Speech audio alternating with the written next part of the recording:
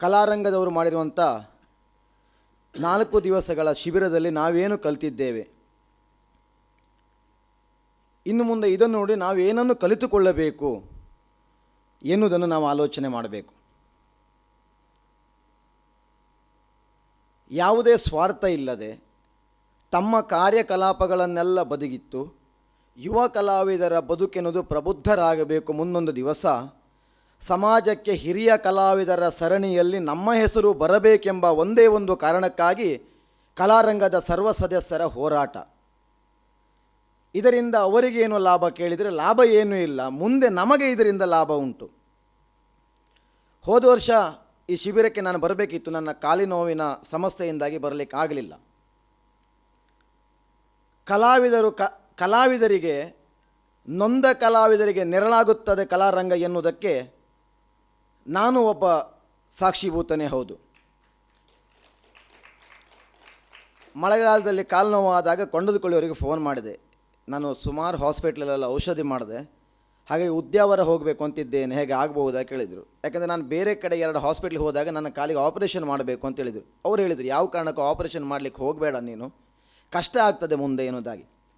ಹಾಗಾದರೆ ಒಳ್ಳೆಯ ಕೆಲಸ ಮಾಡಿದೆ, ನೀನು ಉದ್ಯಾವರಕ್ಕೆ ಹೋಗು, ಮುಂದಿನದು ನಾನು ಮಾತಾಡ್ತೇನೆ, ಆಸ್ಪತ್ರೆಗೆ ಹೋದಂಥ ನೀನು ಅಡ್ಮಿಟ್ ಆದಮೇಲೆ ನನಗೊಂದು ಫೋನ್ ಮಾಡು ಅಂತ ಹೇಳಿದರು.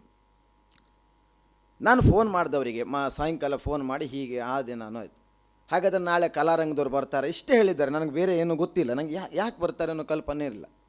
ಅವ್ರ ಹತ್ರ ಹೇಳ್ಕೊಂಡಿದ್ದಾನೆ ಹೀಗೆ ಅಂತೇಳಿ.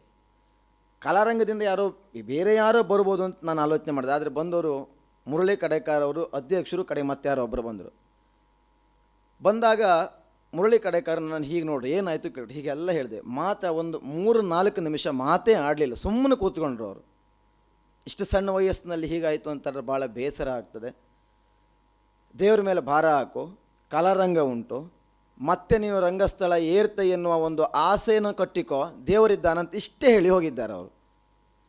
ಕೊನೆಗೆ ನನಗೆ ಬೇಕಾದ ಸಹಾಯವೂ ಮಾಡಿದ್ದಾರೆ. ಯಾಕೆ ಈ ಮಾತನ್ನು ಹೇಳ್ತೆ ಅಂತ ಹೇಳಿದರೆ, ನಿನ್ನೆ ಸಾಯಂಕಾಲ ಊಟಕ್ಕೆ ಹೋದಾಗ ಹೀಗೆ ಮುಖ ನೋಡ್ರು, ಚಂದ್ರಹಾಸ ಅಂತ ನಗೆ ಆಡಿದ್ರು ಅವರು ಹಾಸ್ಪಿಟ್ಲಲ್ಲಿ ನನ್ನ ನೋಡಲಿಕ್ಕೆ ಬರುವಾಗ ವೀರಕುಮಾರ್ ಸರ್ ಡಾಕ್ಟ್ರ್ ಹತ್ರ ಮಾತಾಡಿ ಬಂದಿದ್ದಾರೆ ಅಂತಿಲ್ಲ. ಅವನಿಗೆ ಕಷ್ಟ ಉಂಟು, ಮುಂದೆ ಕುಣಿಲಿಕ್ಕೆ ಭಾಳ ಕಷ್ಟ ಉಂಟು, ಅಷ್ಟು ಸಮಸ್ಯೆ ಆಗಿದೆ, ಔಷಧಿ ಅವನಿಗೆ ತಾಗಿತ್ತು ಅಂತಾದರೆ, ದೇವರ ಅನುಗ್ರಹ ಉಂಟು ಅಂತಾದರೆ ಖಂಡಿತ ಮುಂದೆ ಕುಣಿಯಬಹುದು.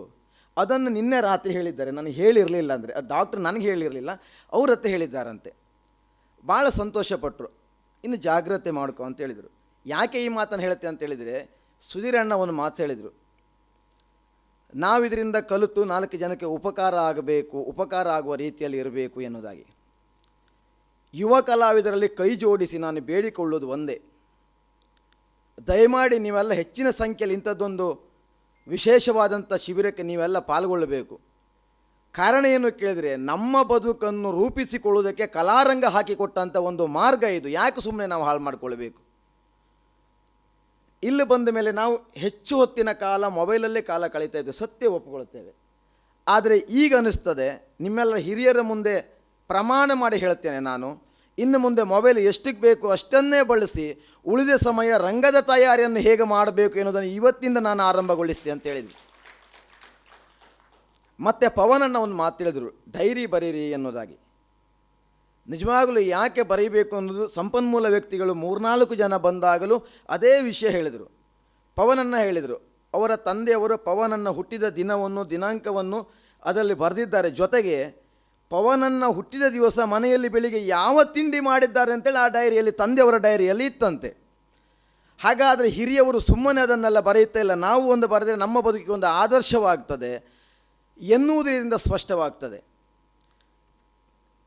ಇನ್ನು ಮುಂದೆ ಆಗುವಂಥ ಶಿಬಿರಕ್ಕೆ ನನಗೂ ಮತ್ತೆ ಒಂದು ಅವಕಾಶ ಕೊಡಿ ಎನ್ನುವುದಾಗಿ ಕೇಳಿಕೊಳ್ಳುತ್ತಾ, ಯುವ ಕಲಾವಿದರಲ್ಲಿ ಮತ್ತೊಮ್ಮೆ ಕೈ ಜೋಡಿಸಿ ಬೇಡಿಕೊಳ್ಳುತ್ತೇನೆ, ಯಾವ ಸ್ವಾರ್ಥವೂ ಇಲ್ಲದೆ ಮಾಡುವಂಥ ಈ ಕಾರ್ಯಕ್ಕೆ, ನಮ್ಮ ಬದುಕಿನ ಭದ್ರತೆಗಾಗಿ ಕಲಾರಂಗ ಮಾಡುತ್ತಿರುವಂಥ ಈ ಕಾರ್ಯಕ್ರಮಕ್ಕೆ ದಯಮಾಡಿ ಯುವ ಕಲಾವಿದರು ಎಲ್ಲರೂ ಭಾಗವಹಿಸಿ ಎನ್ನುವುದಾಗಿ ನಿಮ್ಮಲ್ಲಿ ಮತ್ತೊಮ್ಮೆ ಕೇಳಿಕೊಂಡು ನನ್ನ ಮಾತನ್ನು ಮುಗಿಸ್ತೇನೆ.